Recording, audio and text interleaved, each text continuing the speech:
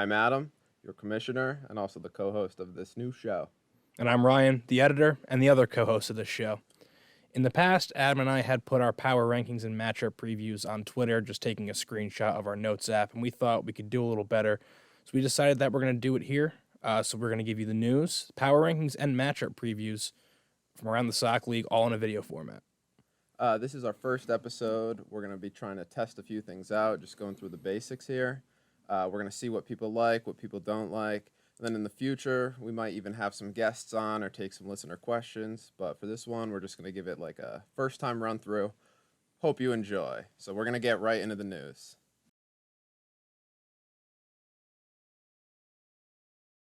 All right, so we're going to break down our first piece of news was a Sock League trade. Steve received Devin Duvernay and 100 fab from Evan for Denzel Mims, a 2023 third and a 2025 third. Griff said it pretty well. Least consequential trade of all time. Really not a lot going on here. Yeah, I'd have to agree with that statement. Another pretty inconsequential trade.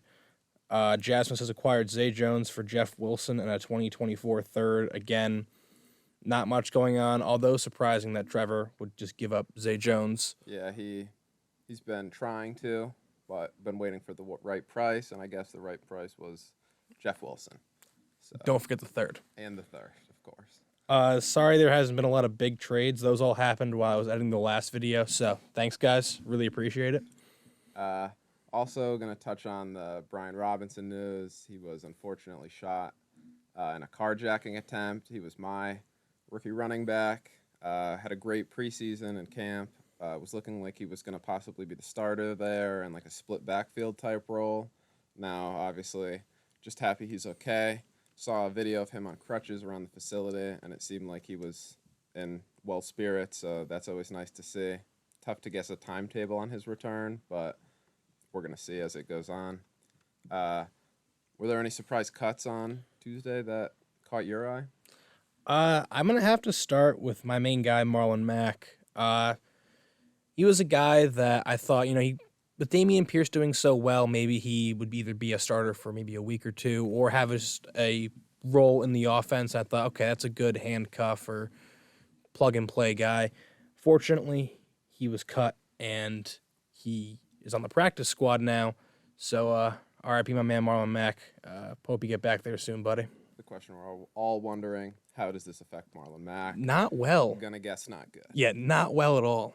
Another shocker I saw was, maybe not shocker, was Sony Michel. He signed with the Dolphins after ending good with the Rams. It looked like he could carve out a role there, but obviously he's gone, and just recently it seems like he signed with the Chargers. He's on Jasmus's team, and now that makes Jasmus having 3 Chargers running backs, which I find quite interesting. Hey, he can't get handcuffed. Yeah. They hand the ball off, he gets points. Anyone else? O.J. Howard was a surprise. He was signed pretty early in the offseason to Buffalo. He was cut, and I believe Cincinnati signed him this morning. So it'll be interesting to see how he works around the tight ends there, like Drew Sample and Thad Moss. Thad Moss was also cut. Oh, he was? Okay. So there goes Thad Moss, too. And there goes your first-round pick. Shut up. Tyler Johnson, I think, was like the last kind of fantasy-relevant surprise cut. Looked like he was going to make the roster there in the Bucs, and there might be some roles for him even early in the year with Godwin coming back from injury, but he's gone. I think he signed with the Texans this morning. I believe so. Another kind of weak receiver room. Maybe he could carve out a role there. We're going to see. And then you, as a Panthers fan, how do you feel about Laviska heading there? I was a little confused by this trade, I'm not going to lie, because I think the receiver room is already pretty deep with guys like DJ Moore, Robbie Anderson, Terrace Marshall, Rashard Higgins, and Shi Smith looking really good in the preseason. So it's going to be interesting to see how they use him. There were talks that he could also go out of the backfield kind of in a Debo-type role when we don't want to run McCaffrey into the ground. But I don't know. We didn't give up a lot, so we'll see how it works out. Yeah, I saw, feels like kind of like a Curtis Samuel type player who had success under Matt Rule in that first year. I think he had like 1,000 all-purpose yards or something. Yeah. Not feeling, doesn't really move the needle much for my Laviska love or hate. Probably not going to do anything, but hey, could be a better move. So we're gonna have to see how that turns out. Now we're gonna get into my segment of the power rankings. I know everybody's been waiting for this. Let's see where your team ends up.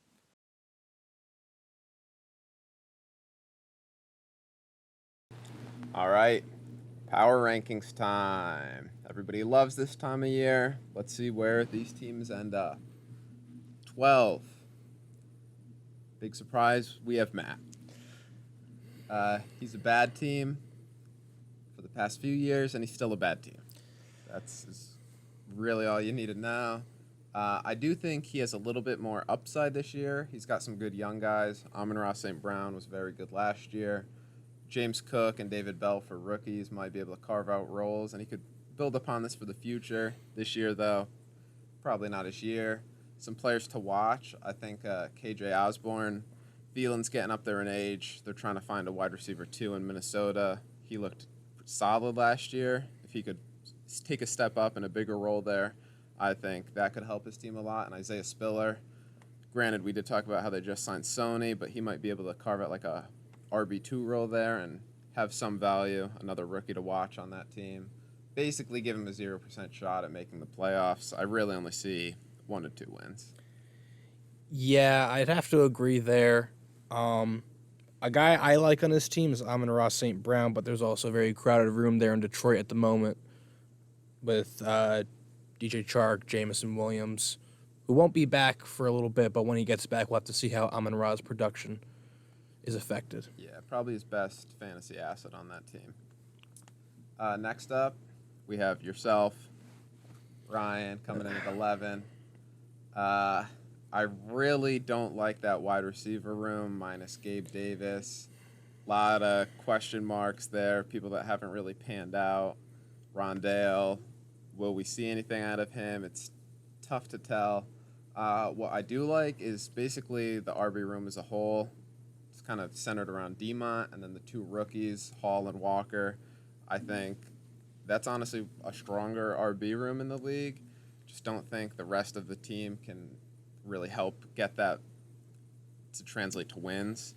So players that I'm interested to watch are Ramondre Stevenson. I think he is going to carve out a pretty big role there, could maybe take over some of those Harris touchdowns and some passing game work and could be a valuable asset. And Kenny Gainwell, he always has some hype coming out of camp if he could be the pass catching down back. Miles Sanders always seems to be like questionable in that offense.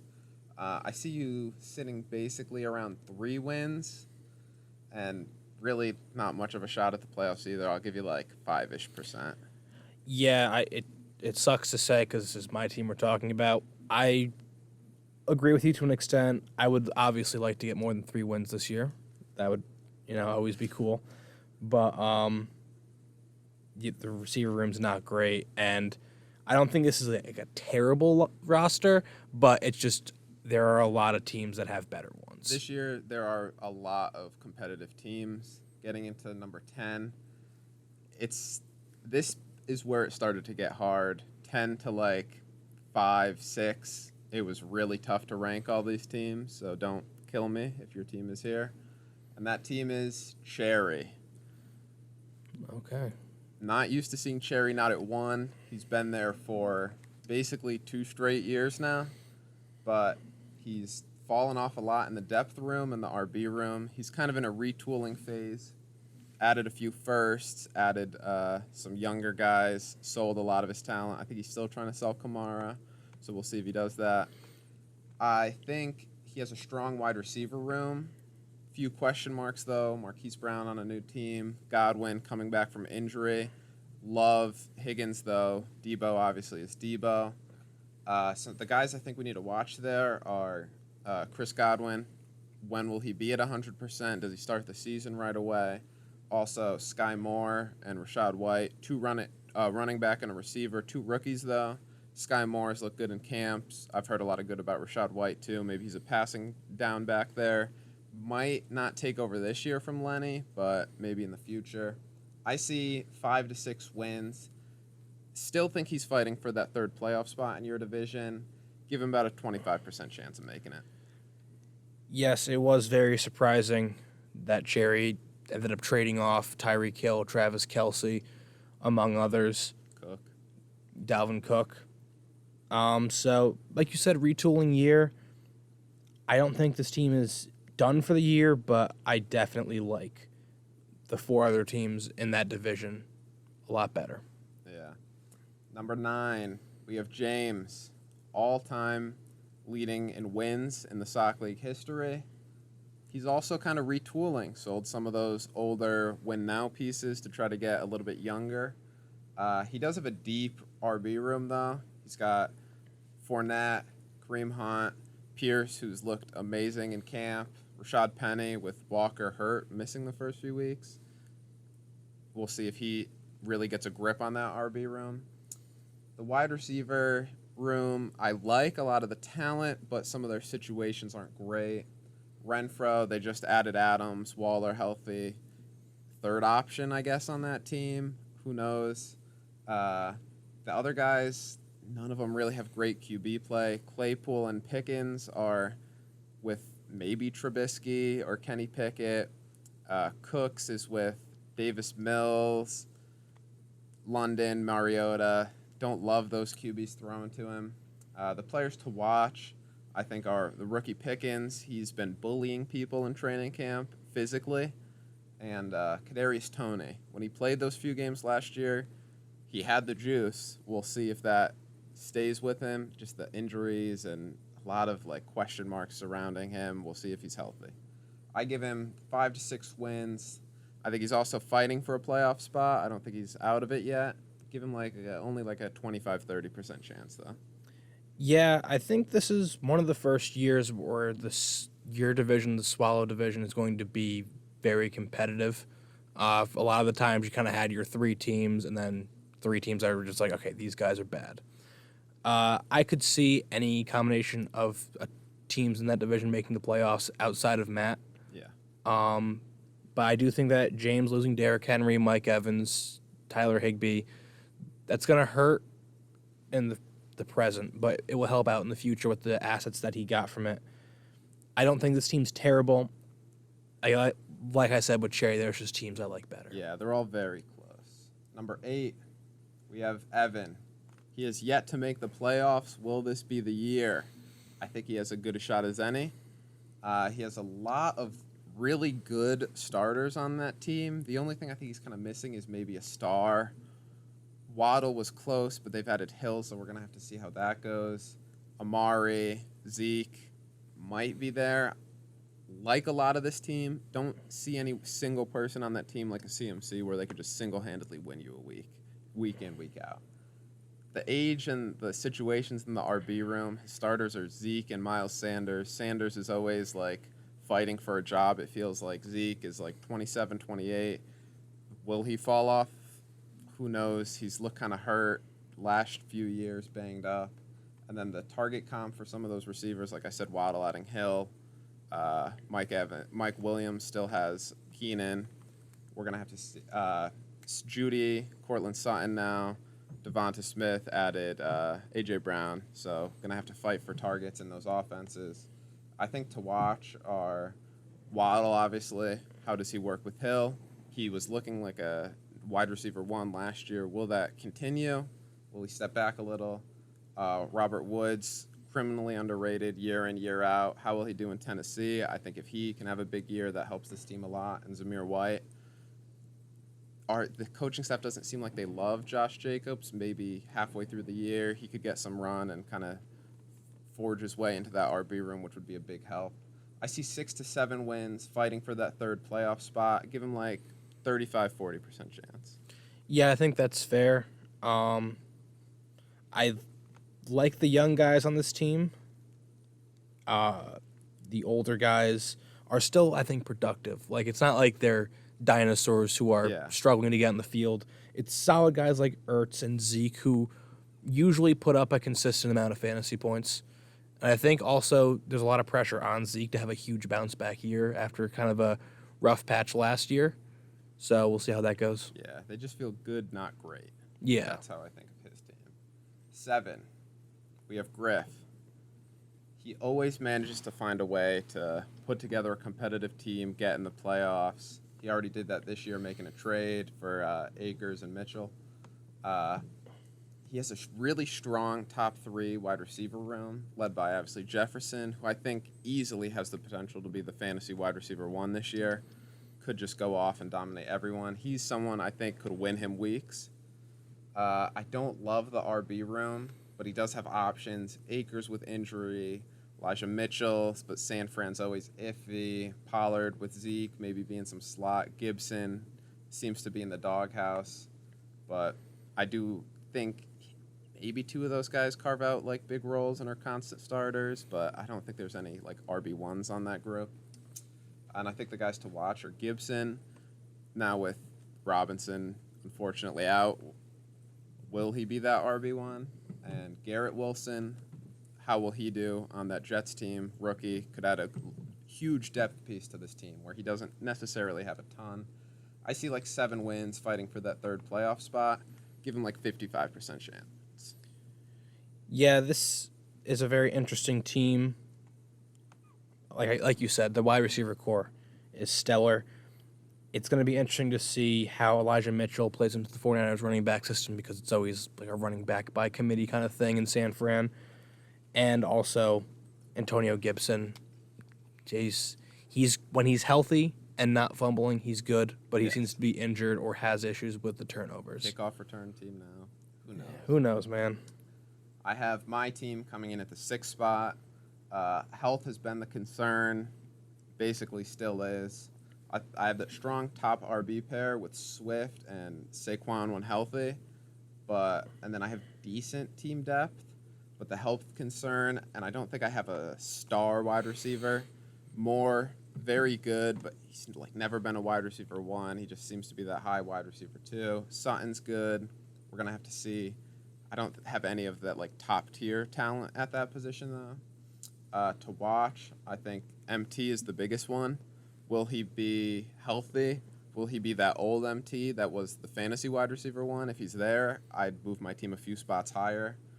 And also, Treylon Burks, rookie, had a up and down camp, it seems, shown some flashes, has opportunity to carve out a role. We'll see how that works. I see myself at about 7 wins, fighting for the 3rd playoff spot in my division. Give myself like a 50% shot. Definitely a few question marks here with Kenny Golladay and Michael Thomas. Obviously, Michael Thomas, I think, has played 3 games in 2 years, and Kenny Golladay just was awful last year. Not great. And he has same quarterback, different coach, so maybe we see how they work that in. I think you could actually do better than this if things go right. Again, Michael Thomas comes back. Cortland Sutton stays healthy. It seems like it's been a while since we've seen even half a year out of him. I think he played last year. I think the QB upgrade there helps him. Oh, absolutely. And I think the bench is solid. Obviously, you're going to have Robinson on the bench plus Chark in Detroit and Chase Edmonds in Miami. That's solid plug-and-play guys. Yes. And some rookies down there as well. Yeah, it'll be interesting. Will I fall off and pick in the top 3 like I have the past 2 years? Well, if you can make it past week 2 without your IR being full, I think that's a successful season. That's been the trend. 5, this might be a shocker to some. Previous champ Ethan coming in at 5. He had a great run last year, and he definitely has the potential to do the same. I just don't know if he's that top-level team. Won the championships, obviously can be there, but I don't know if that sticks this year. Chase, obviously a stud, but there's some concerns in that wide receiver room. Lazard, I guess, is like the wide receiver 1 on Green Bay now, but he's never really produced at like a super high level. Is Julio alive and going to be talented on that Bucs team? Then a lot of rookies, Olave on the Saints, Dotson on Washington, and Alec Pierce on Indy. I think one of them probably carves out a role year 1, but it's tough to say there. And he has a lot of good RBs, but they might not be great. Chubb, obviously always good, but kind of feels like that high-end RB2 type thing because he doesn't always get the pass catching. Javonte, is he still splitting with Gordon? It seems like it. He might get more run, but will he take that step forward? And what's Etienne's role going to be in Jacksonville coming off that injury in his rookie year? Who I'm watching, Javonte and Pittman. Those are 2 second-year guys. Or Pittman might be a third-year guy, but they're looking to take their game to that next level, and that's how they're being like drafted and redraft. Will Javante finish as that top 10 RB, and will Pittman finish as that wide receiver 1? Will they break out? I'm not completely sold, but I could see it. I still see him 7-8 wins. Think he's fighting for a playoff spot. Give him about 65% shot. I can agree to the wins there. I think I would put this team a little bit higher. I think they do have some decent depth if the rookies pan out. And also with Lazard, Pittman, Chase, I think that's a very solid receiver core. Lazard might be the biggest question mark, but Pittman's getting a new quarterback in Matt Ryan, who's always favored his wide receiver 1s. Yes. So I think that'd be huge for him. And I'm also a huge Nick Chubb guy, so I put him a little bit higher on my personal list, but they're not paying me to do that. Yeah. Number 4, we have Steve coming in his first year. He seems to be going all in. He has a loaded starting lineup, but there's age and depth concerns on this team. Henry's 28. Cook and Aaron Jones are 27. Will they start to fall off? A lot of those receivers hitting 30, kind of that age where they fall off. I think if everyone stays healthy, this is one of the best teams on paper. Hopkins coming back from injury or suspension, and Travis Kelce has been the best tight end for 6-7 years now. I think who I'm watching, Corey Davis, kind of struggled with the Jets last year, but if he has a big role and can be even as like just a flex filler on bye weeks, I think that helps this team's depth a ton.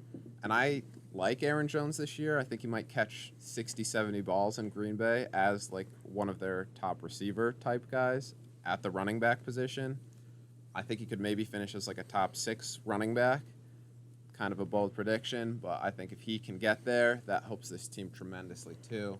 See like 8-9 wins. I think he's probably fighting for that 1 seed in our division. Give about a 70% shot of making the playoffs. Just who knows with those injuries or age and injuries. I think this is a fair spot for Steve. Obviously, with a little more depth, he could probably be higher, but he does have what I think is the best starting lineup in this league. But it's going to come down to, can guys like Jamison Crowder build a role in Buffalo? Can Corey Davis, like you said, build a role in New York? Can Calvin Ridley stop placing same-game parlays? We'll have to see. But I think it's a very fair spot for this team. Number 3, we have Jasmus coming in at number 3. He had the championship run last year, but fell short at that final hurdle. I think if you look at just the receiver position, he has the best trio in the league.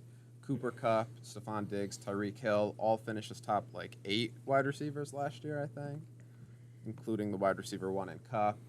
The depth questions at the RB room is kind of where I see an issue. He has Eckler, Jacobs, and Connor. Then who? Just more Chargers, basically. Also, the tight end and the QB room are kind of weak for a team this high. Could lose in matchups where maybe another team has a high-end tight end, like a Kelsey or Kittle or Pitts. He only has Njoku. Could be some issues there. Same thing with the QB. If someone has a Mahomes or a Lamar, him going with Tannehill Fields while Watson's suspended could cause him issues. I think the main guy to watch is Tyler Lockett, playing with now Drew Lock, a new QB. How will he do there? Will he start to fall off? Also kind of getting older. If he can have a good wide receiver 2, wide receiver 3 year and be a great depth piece, I think that helps that team tremendously. See him at 9 wins. I think he's fighting for that 1 seed, but I do give him a 80% chance of making the playoffs. Yeah, I'd have to agree with most of what you just said. I mean, it's amazing how even in this dynasty format, someone can get Kupp, Diggs, Hill as a receiving core. Another Steve scenario where just the starting lineup is very good, but the bench has a lot of questions. Also, I'm not really high on Justin Fields this year. The Bears' O-line is not looking great, and we're going to have to see how a new coach in that system can work that offense. Yeah, I think he might be running for his life, but that could lead to rushing yards, which leads to fantasy points. I think that's the saving grace on Fields that you're looking for this year, and just counting down the days till Watson gets back. Number 2, we have Zach. He has stars galore in this lineup. CMC, Najee, Davante Adams, Kyle Pitts, all finished at top 6 at their positions last year. That's huge for a fantasy team. Obviously, there's the CMC health concerns. Hasn't played a full season in many years now. And Adams now is on a new team. He's not playing with Rodgers. Gets the downgrade to Carr. We'll see how that works. And I think he has decent depth, but he needs some guys to step up. Will Van Jefferson have a role? Kind of stuff like that. I think to watch year 2 is year 2 jumps from Elijah Moore and Rashad Bateman. If they could take that step up into even more consistency in fantasy points, that just makes his starting lineup even better. Jalen Tolbert, too, as a rookie.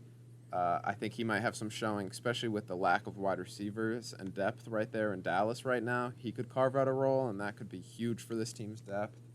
I see him at 10-11 wins. He's fighting for that number 1 seed. Unless everybody gets hurt, I give this team about a 90% chance of making the playoffs. I think it's basically a lock. Yeah, I mean, Zach's team is really good. I always talk about this, but like you look 3 years ago when he's putting up guys that didn't even see a snap on the field to this. I even think if McCaffrey does go down for either an extended or a brief amount of time, this team will still be all right. I think they have enough star power to get over that. Yeah. So I think he's a lock to make the playoffs and even win the division. Yeah, we are long away from the Zach J.J. days. Yeah. Long away from those. And now that obviously leaves the number 1, Trevor. He has never missed the playoffs. He has been the second best record in the SOC League. He's been a pillar of excellence. No championships so far. Will this be the year? I think it's a very good shot. If he has, I think, a great mix of star power and depth. I think he has 5 viable running backs and 8 viable wide receivers with 2 to 3 viable tight end.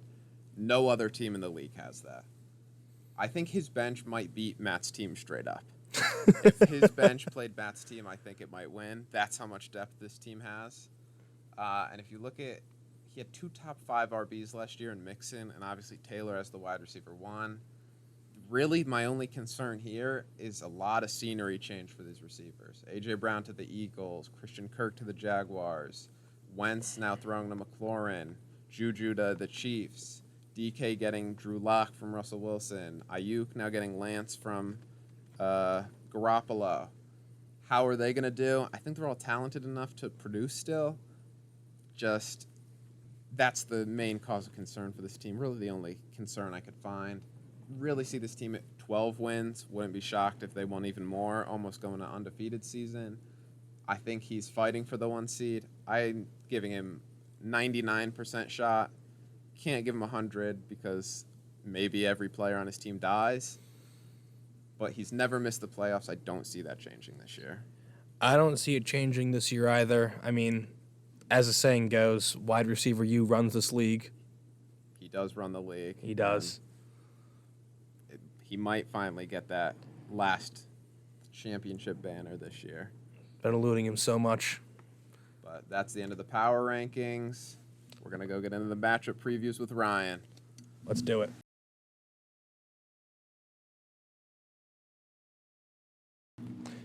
Up next, we have the matchup previews. This is something I used to do on Twitter. I would just write like a page in my notes app on my phone.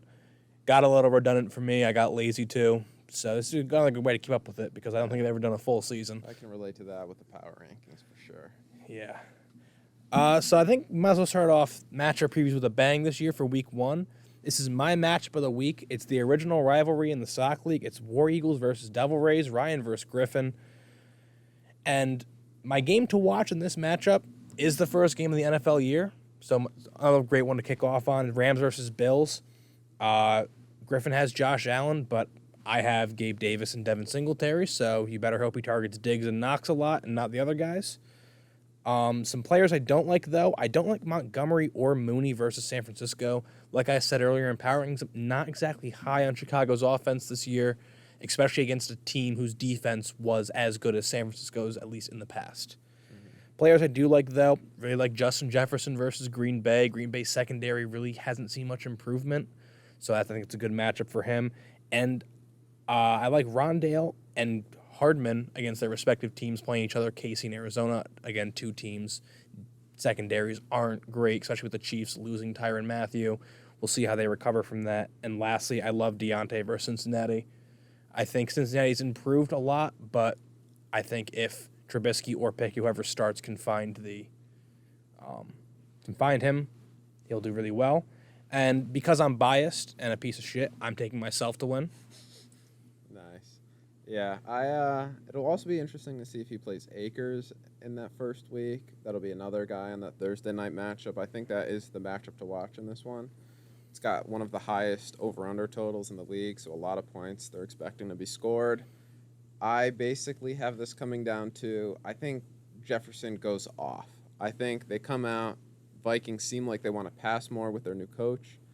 I think he might put up 30 points against Green Bay in this week one, and maybe a high-scoring affair if Rodgers is cooking too.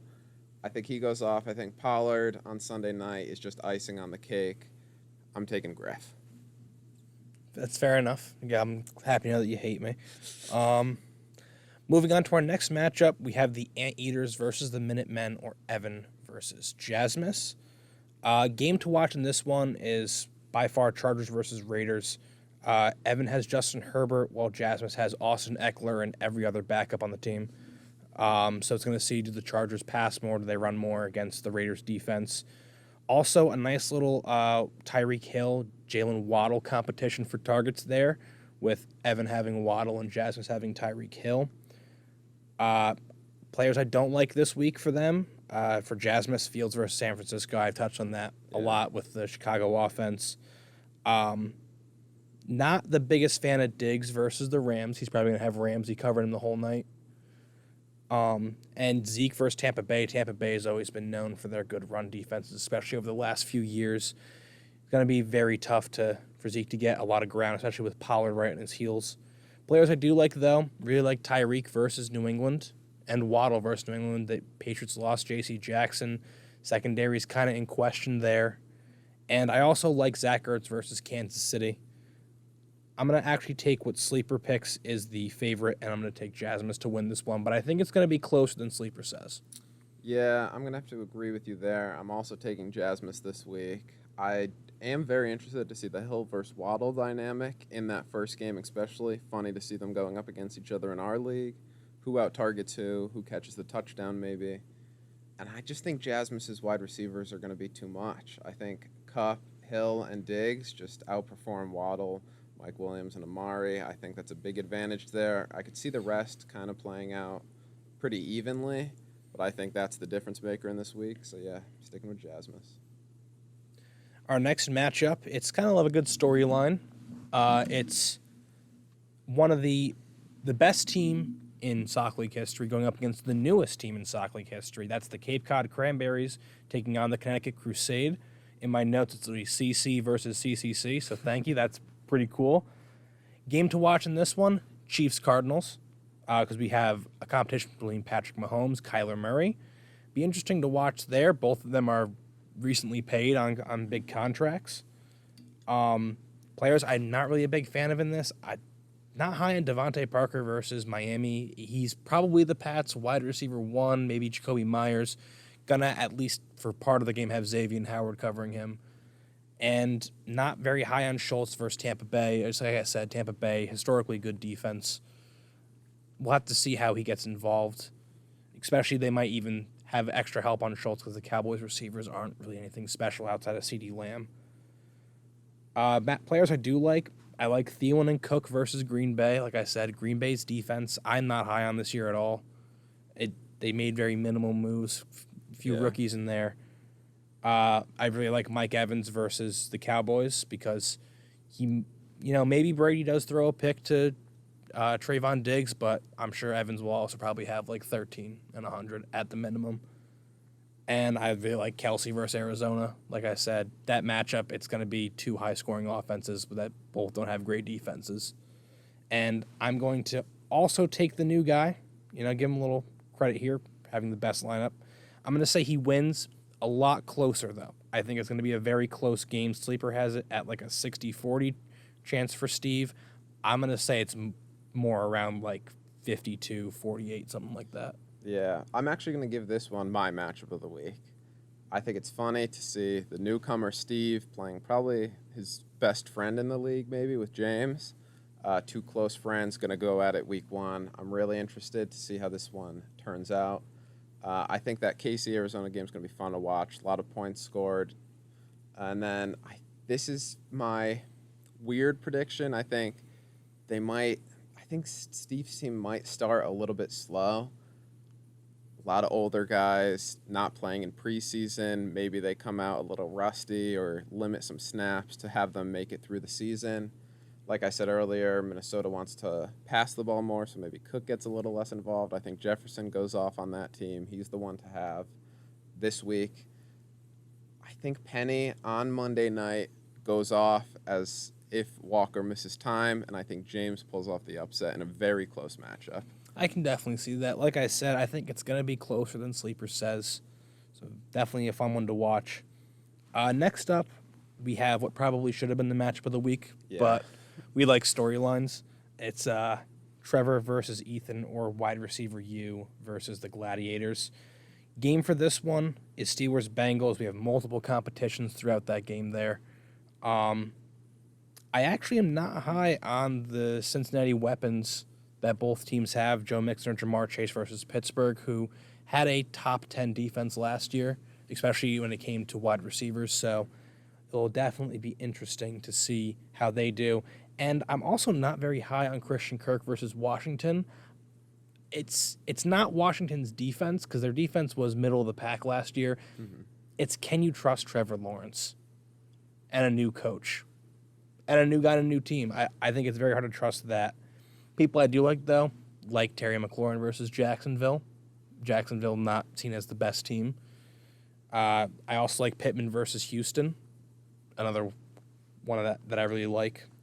And I have like an A.J. Brown versus Detroit. Detroit is a team that is not good, but they play with heart. But I could also see Jalen Hurts picking apart the defense similar to how he did last year in their 36-0 win over the Lions. And I'm going to give this one to Ethan, the returning champ. I think I like more of his players matchup-wise. I don't think it's better on paper, so I'm taking the upset here. But I think favorable matchups will help him win this one. Yeah, I think this is a close game throughout. I think for wide receiver U with Trevor, Lamar probably goes off against the Jets. Jets defense has been looking suspect in the preseason. Who knows how this turns out? I think the key difference here, Jonathan Taylor. He averages 24.5 points against Houston in his career. Houston is a bad team. I think the Colts are a good team. I could see a 30-plus bomb from Taylor week one, going off over 100 yards on the ground, few catches, probably like 2 touchdowns. And I think that carries Trevor to the victory. It would also be wrong if I had my number one in the power rankings lose week one. Fair enough, yeah. Next matchup actually involves you. It is the Bison versus the Dragons, or Matt versus our wonderful commissioner, Adam. I didn't really have a matchup for this one, but if I had to say, I guess I'd say Browns-Panthers, just because, A, I'm a Panthers fan, so I wanted to mention them. And 2, there is a David Bell versus DJ Moore competition going down there. Players I don't like, not the biggest fan of Khalil Herbert versus San Francisco, especially as a backup. Don't like Amon-Ra versus Philadelphia, or pretty much most of Matt's team, honestly. Like, they're mostly backups or rookies that probably aren't going to score a lot. I like MT versus Atlanta. Atlanta looks god-awful this year. So, again, if Michael Thomas can be the Michael Thomas he once was, I expect a big week. Same thing with Kittle against Chicago, and Goddard versus Detroit, and Moore versus Cleveland. I think Cleveland, they have Denzel Ward, but I haven't really seen a lot out of that secondary. Yeah. Maybe that changes this year. I could be totally wrong. I think Adam wins this one, and it's not going to be close. Yeah, I'm going to take myself on this one, too. My team likes to really disappoint week one. That's my internal fear. Do not want to lose to Matt week one, but I don't think I will. The game I'm watching, like you said, not really anything to watch matchup-wise, but I'm going to be watching Giants versus Titans because I have 3 Giants and 2 Titans guys, so going to see how a lot of them are rookies or young guys too, so I want to see how they turn out. Hopefully they all put up points. But yeah, I take myself pretty easily. And our final matchup we're going to talk about, it is What Would Jones Drew versus the Steamroller, Zach versus Cherry. Matchup to definitely watch in this one will be Dallas versus Tampa. I believe that's a Sunday night game. Yeah, that's a Sunday night game. So one of the last games of the week to watch. We have a competition going to be Goblin versus Lamb if Goblin's healthy. I think that's a good matchup to watch, again, if he's playing. I actually don't like Lamb versus Tampa Bay. Again, I've beaten the dead horse at this point. Tampa's defense most of the time is pretty good. And I don't like Higgins versus Pittsburgh because Pittsburgh's also another good defense. I do like McCaffrey versus the Browns, whose run defense was pretty suspect last year and didn't seem to get better in the preseason. Also really like Najee versus Cincinnati, and Debo versus Chicago, and Hollywood versus Kansas City. This is going to be a close thriller, I think, but I'm taking Zach here. I think Zach's majority of the star power on Zach's team will carry him to this victory, but it's going to be closer than a lot of people might think. Yeah, I think this is a interesting-ish game. Zach's full team, when they're healthy, is scary. I have him being the highest scorer this week. I think he could put up easily 150, 160 with CMC, Najee, all good to go. I think Devontae wants to make a statement after leaving Green Bay. I could see Cherry maybe coming back a little bit on Sunday night with Godwin and Tom Brady against just CeeDee, but I'm taking Zach, and I really don't think it's going to be that close. I have Zach pretty easily here, so he's the one I have pulling out. All right. Also, for the next few weeks, I'll keep track of our predictions, and they'll be down here somewhere. They're not going to be here yet because it's week 1. But yeah, that's the matchup reviews. Yeah, I have a little competition going between us. Absolutely. I think this will be fun, picking our winners. Yeah. So we'll see how that goes. Yeah. Now, whatever's next. Let's head to the outro. Hey guys, thanks for watching this episode. That's going to about wrap it up for us. If you like something, didn't like something, let us know in the comments, or if you're in our league, just text the group chat. It's probably a lot easier. I'll see it quicker. Yeah, this one might have been a little bit longer on the power ranking side just because we had to dive into more of the full team. We'll probably also talk about like the previous week's matchups once we're in the season, and maybe add a few more like segments or bits or anything going on that you guys suggest or that we think of on our own. But yeah, I think this one went well, and thank you guys for watching. We will see you next week. Have a great one.